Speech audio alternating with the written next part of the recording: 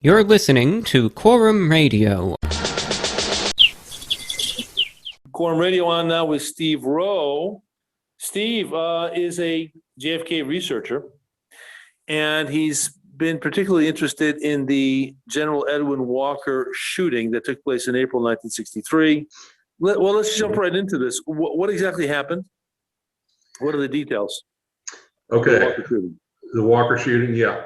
It happened on April 10th, 63, and it happened at 9 o'clock at night. And General Walker had just gotten back from his midnight ride tour. Sure. That was kind of a right-wing type of thing with a preacher named Billy James Hargis. He was kind of a firebrand, type of preacher. And basically that tour was all about anti-communists and everything like that. And they were going across the nation. Anyway, Walker had just gotten back from that tour a day or two earlier.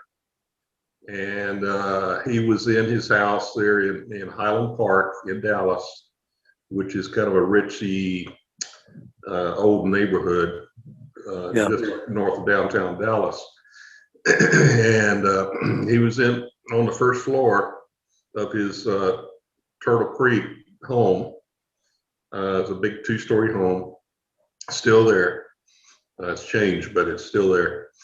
And then he was on the bottom floor there in one of his study rooms, where he had his desk and everything. Sure. He was working on his 1962 tax returns. So, right. So if you remember the old days where we used to fill them out by hand, Oh, of course. Mm-hmm. So anyway, of course. So he was doing that, and he had it, of course, at 9 o'clock at night. And right next door is to the Walker home is a LDS Mormon church. Right. So they had a church meeting going on there. And actually, I did interview one guy that was there that night when the shooting happened. Really? Yeah. I was fortunate to find him a few years ago. Just curious, by the way, was he interviewed by the Warren Commission? General Walker? No. Well, no. This person at the LDS church. No, nobody really. The only person really interviewed by the Warren Commission was Walker's so-called friend called Robert Surrey, and he came there later right after the shooting, and he was one of Walker's close friends at that time. Sure. A fellow John Bircher too. So sure. Right. So anyway, getting to the event, he while he's working on his tax returns, a shot rang out. He didn't know what it was immediately. He heard it, and he heard some like a noise going through the window, and he initially thought it was some kids, neighborhood kids out there playing with firecrackers. Yeah. And but anyway, a shot came through. It hit the bottom window sash, the wood frame on the bottom, went through and through that, and just missed him over the head. I've heard different accounts that maybe he had reached down to pick up a fallen pencil or something. But anyway, the thing just grazed, just went right over his head, barely, within inches. Right. The bullet crashed through that. It went through the wall, and it landed on the other side, outside another room, on some of his literature that he was doing his mail outs with. Sure. So Walker was kind of stunned, and once he kind of gathered it up together and saw the hole up in the wall and the plaster, he had plaster in his hair, and he immediately figured out it was a gunshot. And of course, this guy's been a World War II vet, Korean vet, his 30-year career in the Army. And he ran upstairs and got his pistol.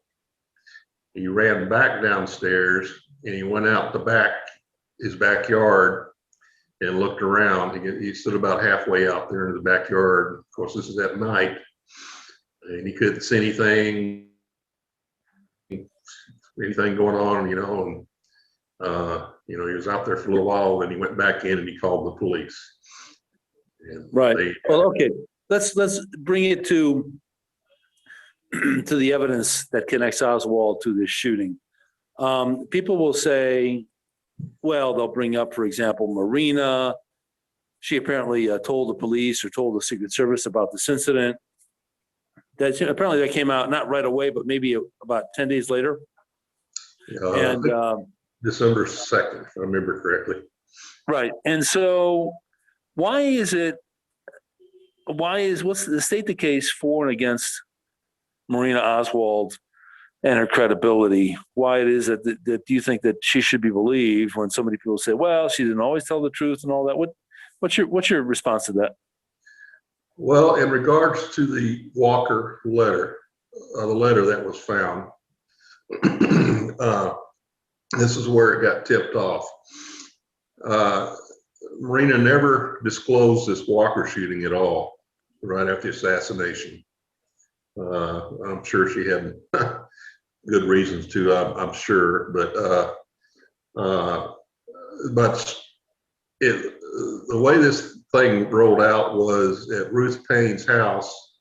Ruth had found an old Russian book. It's kind of like a household help book, like some cookbook or helpful tip. It was in Russian, and she wanted to return that to Marina. Right. And I was trying to remember. I think Marina was still at Six Flags Inn over there in Arlington, and she gave the book to an Irving policeman, I believe, and the policeman took it over there to the Six Flags Inn over there, and then of course Secret Service were guarding her 24 hours a day there. Yeah. And they went through it, just checking everything, and they found this letter written in Russian, and then handwritten, right? Yes, sir, handwritten in Russian, and it had what it was is kind of instructions about if I was caught, I'll be in this jail over here in Dallas. I left so much money here for you. Here's, there's several items he put on there. Sure. And did he make explicit reference to the shooting? Was it dated? What is it? No. People always ask, I always question about, well, it wasn't dated. Well, when's the last time you dated a grocery shopping list to your wife? No, of course. So, that's kind of a silly thing. Yeah, it doesn't matter really. Yeah, and then they had a Russian interpreter. Secret Service did. He was an agent out of LA, Los Angeles, and they have a large Russian community out there. So he came in to help translate and interpret, and they read it, and they started questioning Marina about it, and then that's when Marina pretty much spilled the beans on the Walker shooting. So they went through it, and they translated it and all that with Marina there, and that's when she told about the shooting that he had done. So that's one of the key items that links Oswald to it.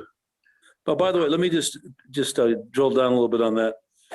In that letter written in Russian, he mentions, in case I get arrested, he mentions, here's money, or here's where you can get some money, what to do.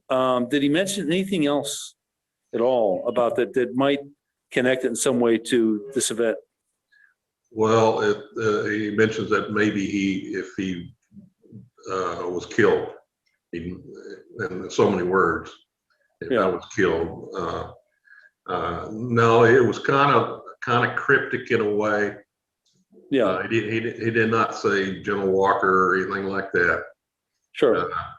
I think it was just kind of a standby note for her if he didn't come home, Right. and all Sure. that. Of course. So Now, let me ask you, sure, let me ask you a question, but it doesn't end there with that bit of written corroboration. Weren't there pictures of the Walker home? Weren't there yes, some other indications that he was casing Walker's residence in Highland Park? yeah, that's correct. So once this letter thing broke, the FBI went through and went through all those photographs of Oswald's belongings, because they had a picture of a house back here. They didn't know whose house it was, backyard and a car and Right. all this, and they couldn't figure it out, and nobody knew that. Nobody suspected that, although there were newsmen that that were questioning Jesse Curry there the day of the assassination about was it connected with Walker. So there was already people speculating on that, Yeah. But anyway, yeah, there were some photographs. There was a photograph, two photographs of the Walker home. One directly behind. Well, you'll see a car parking in front or back. I'm sorry. And there's another one taken down the alleyway behind Walker's home. Yeah. There's also some photos that were taken of railroad tracks. Interesting. And why is that significant, or is it significant? It is significant. So you had, I don't know, I want to say 5, maybe 6 of these photos, maybe. I think 5. The railroad, well, the FBI went out and investigated this. There was 2 agents named Robert Barrett and Ivan Lee. So they took Right. photographs with them, or a copy or whatever, and they matched up exactly where the Oswald was standing when he took the picture, and of Walker's home. Yeah, in the back of his home, looking at that down the alleyway. They did comparison pictures. And another thing that links Oswald to that is FBI also sent it up to Washington, and they did like a comparison pictures with the reflex camera that he had. This would be the same camera that he took the backyard photos in. And along those negatives and photos are like imperfection marks on the Right. margins, Sure. And they picked up 6 or 7 points that were consistent with reflex on those Walker photos. Now, up on the railroad tracks, what does that mean? Well, where Walker lived in Turtle Creek, their Turtle Creek area, they call it. Right. There is a creek. This is called Turtle Creek.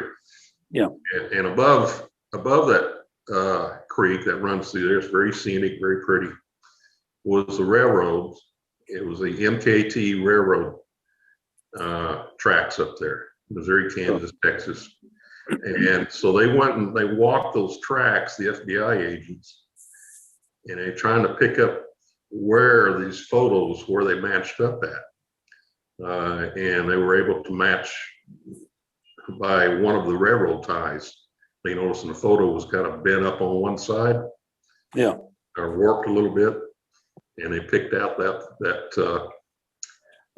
railroad tie. So they were kind of mimicking where he took those pictures, Right. And why is this significant? Why did Oswald take a picture on the railroad tracks, if he did? Okay, well, this is significant too. Why did he do that? And these are the only photos that survived. There probably were other photos, but they were burned, according to Marina. Oswald destroyed a lot of his notes and stuff about that. He had been planning for a while. Yeah. But anyway, what was significant about the railroad tracks is it was probably an escape route that he had planned. And one of those photos with the bent or warped railroad tie they noticed a footpath, a 90-foot footpath going downhill. Of course, the railroad tracks are uphill. And they went right down to, I forgot the name of the street there. Excuse me, Turtle Creek Drive, I think is the name of the street. Yeah. And along that footpath, that 90-foot footpath, was some old brush piles, wood brush piles, you know, whatever. And they theorized that, they theorized, you know, we can't prove this, but they theorized that he had stashed his rifle there. Oh, right. Okay. Sure. That's Right. So, okay. So tell us about, so you have some pictures, you have a letter in Russian. Mm-hmm. Were there any other? Yeah, there's some other stuff too. Walker's phone number, his phone number was in Oswald's notebook. Oh, really? Yeah. And I confirmed that myself. I was in Dallas Library. I went to the old 1963 telephone directory, looked it up myself, and there it was. Who discovered that? Well, they had already discovered it at the FBI. They noticed, and he had written Walker, although poorly, but you could tell it's Walker. He sometimes misspelled. He wrote that himself in his notebook. So Oswald sometimes misspelled things, right? He was not a good speller. Well, you know, he's kind of a poor writer too, you know, but he spelled Walker best I can determine right, but you know, a lot of his other words are misspelled, and he even misspelled words in Russian on that letter. Wow. Okay. And by the way, did they determine by way of handwriting analysis that was definitely Oswald who had written that letter? Yeah, well, it was in Russian Cyrillic, you know, so right. They said it was consistent with it, you know, and of course, why would somebody write that? You know, well, sure, that's like a contingency letter. It was if he got caught or got killed or whatever on the shooting, you know, at least he left something for his wife, and of course he had a baby at that time too. So, you know, he's thinking of his family, you know, whatever.